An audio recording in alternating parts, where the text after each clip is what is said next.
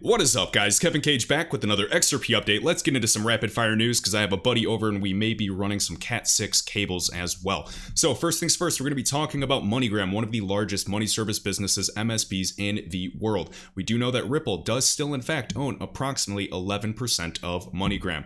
And across the board, just to give you a step back in time, we do know that they had a huge equity position back in June 2019, and at one point they owned approximately 17% of Moneygram shares outstanding. And then recently in November 27th, this was published on NASDAQ, we can see that they did sell off a third of their position, approximately 4 million shares, or 33.3% of its entire stake. So they're still going to own a huge portion of Moneygram. I did hear Brad Garlinghouse's commentary with Julia Chatterley on the news, just saying we didn't really need that big of a position. If we're up, there's nothing wrong with taking profit. And keep in mind, I'm paraphrasing massively. You guys can watch that interview on Bank XRP's YouTube channel.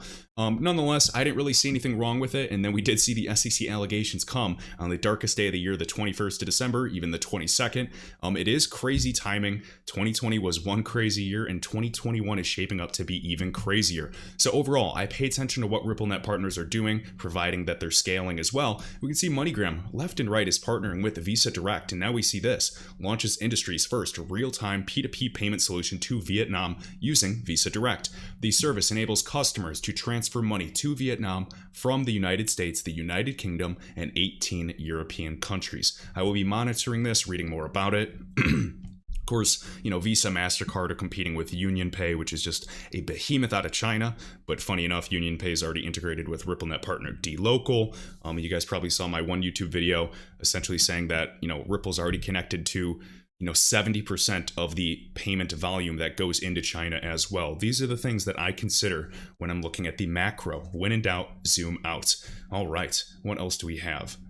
Right here. So we can already see the articles everywhere on Cointelegraph.com. Jeff Bezos steps down crypto curious Andy Jassy, I believe that's how you say his name, to become the new Amazon CEO. So, of course, they're paraphrasing, and we'll see. I mean, I know that, this gentleman from, of course, AWS is familiar with crypto and blockchain technology. He did have some initiatives back in the day. In 2018, we can see Jassy did move forward with a quasi-blockchain offering as he oversaw a launch of two blockchain products, Amazon Quantum Ledger Database and Amazon Managed Blockchain. So a lot of people are speculating that this new CEO will be very friendly for some new product initiatives, per some quotes right here, focus their energy. That may be over speculation. We will absolutely see. But, per what's happening with GameStop, with a variety of assets and pumping, I definitely think that payments is going to be a focus now. And just to emphasize this, things like Moneygram across the board, guys, with RTP, please go watch that video I did about ACI Worldwide, head of real-time payments. They're speaking about it and mentioning Ripple.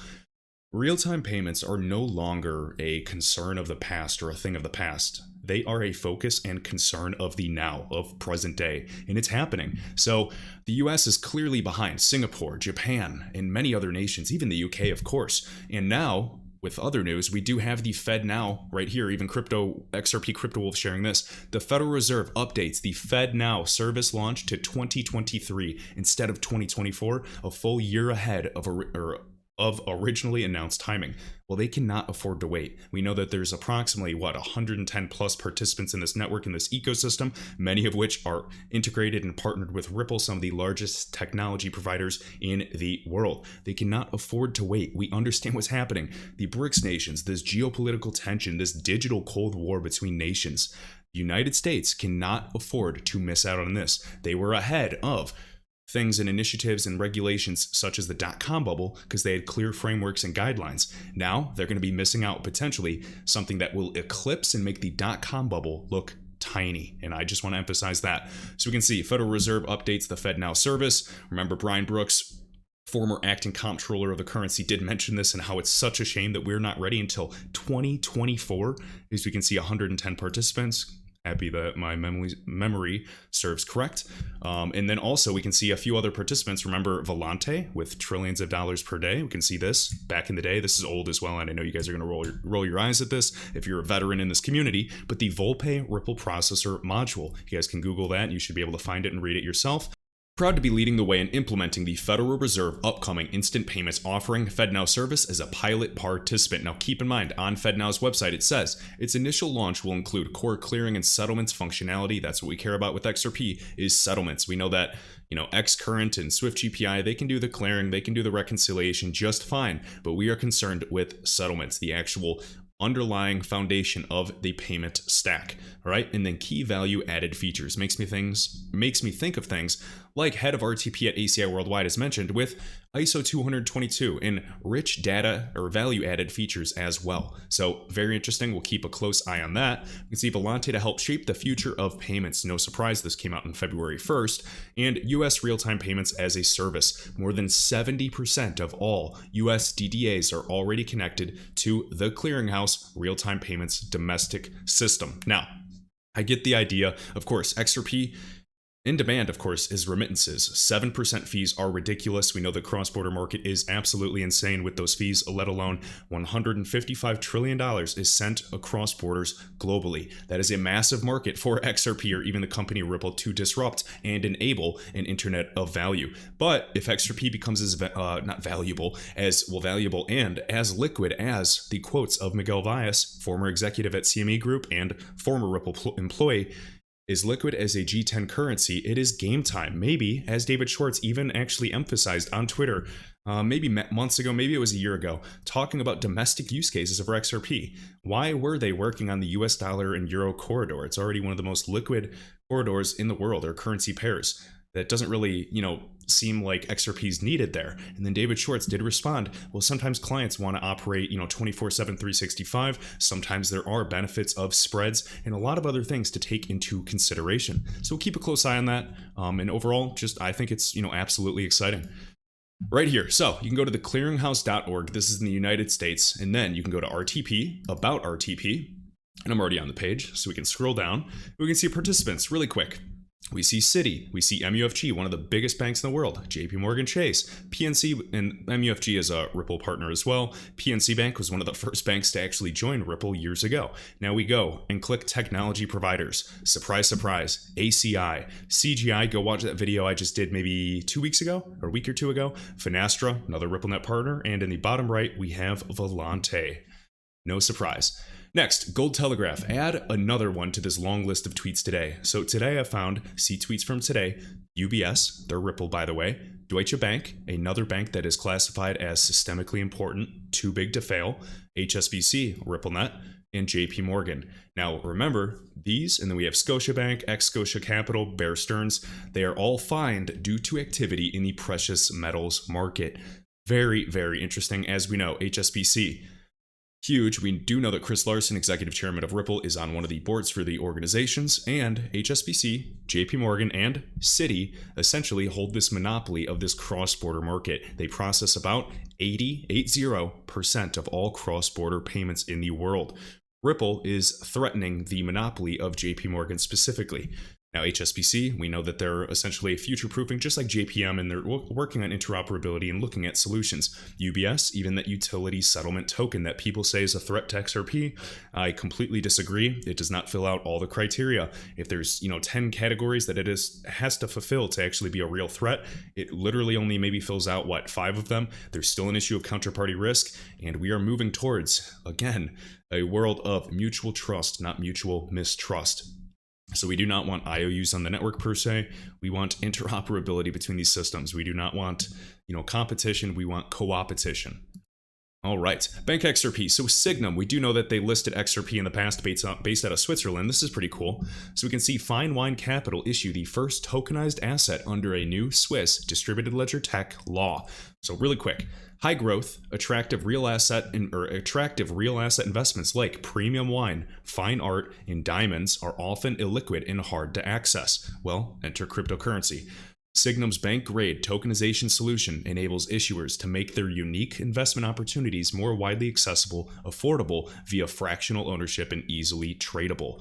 So, easily tradable, can move easily, correct? Easier than gold or something else? Yes. Fractional ownership, the benefits of asset tokenization if you cannot afford an entire, stock of Amazon or, whatever, fine art or diamonds, anything like that. Very interesting. We get the benefits. We understand, finite supply or even just transparency overall. This is the future. So wait until it gets into fine art, diamonds. We do know that Algorand, one of my long-term holds, Algo, is actually having a project working on diamond authenticity. So huge, huge, huge across the board. It is not just XRP. Obviously XRP is a huge holding of mine, but it is happening across this entire market. An internet of value is being created in front of our eyes. So we'll keep a close eye on this as well. Again, Switzerland is one of those regions that is really just innovating. Next, out of London, we have a new job position for Ripple, a managing director for RippleNet. You guys can read more about this. Overall, we can see them just continuously expanding. Again, you can click here to view all the other jobs in the region. California, Singapore, UK, you name it. So we'll keep a close eye on that. Next, Robinhood raises another $2.4 billion in funds from investors. Surprise, surprise. I'll try to be careful with what I say here because a lot of my videos are getting shadow banned actually. So my subscribers are not getting notified that I do upload it. So we will see. But right here, the funding round was led by Ribbit Capital and included existing investors. So you can see Iconic, if that's how you say it, Idris and Horowitz, as we know they have massive crypto funds, Sequoia Capital, which is one of those groups that we talked about a few weeks ago that is actually allowing some of their users to buy, not necessarily a 401k, I believe, but it was like, maybe it was a crypto 401k now, something along those lines with Bitcoin, Bitcoin Cash, and a few other assets. We have Index Ventures and New Enterprise Associates. So welcome, welcome, welcome.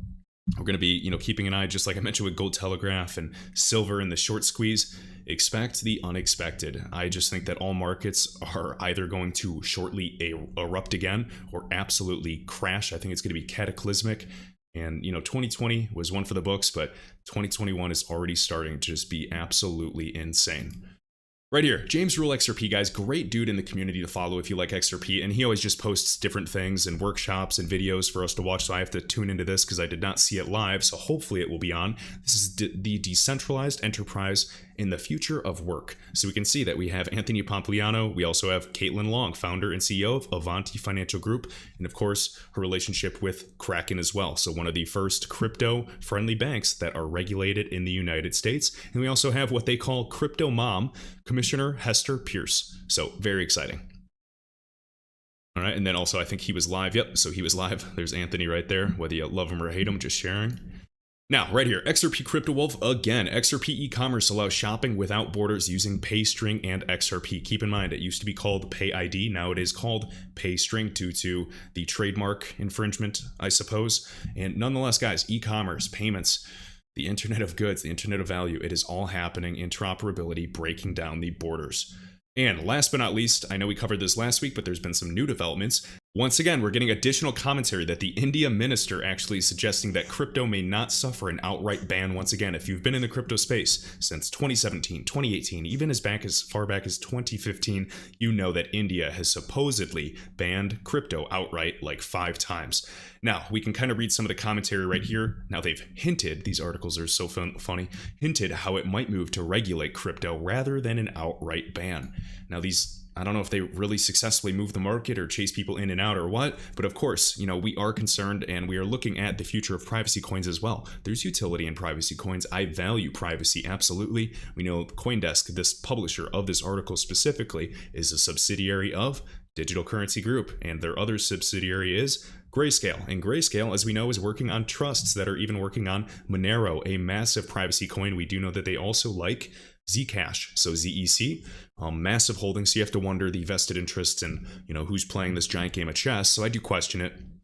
We can see, let's see, the Indian crypto community was alarmed on Friday after a bulletin from India's lower house revealed the government's plans to begin consideration of the crypto and regulation of official digital currency bill 2021, seeking a ban on private cryptos. So interesting, guys. Not a whole bunch of information in this, but we're going to be monitoring this as always. I guarantee if there's any, price spike or price dump, they're going to, say this is the reason as always, but we will be watching. So hopefully you guys enjoyed. Be sure to like and sub, and I will catch you in the next video.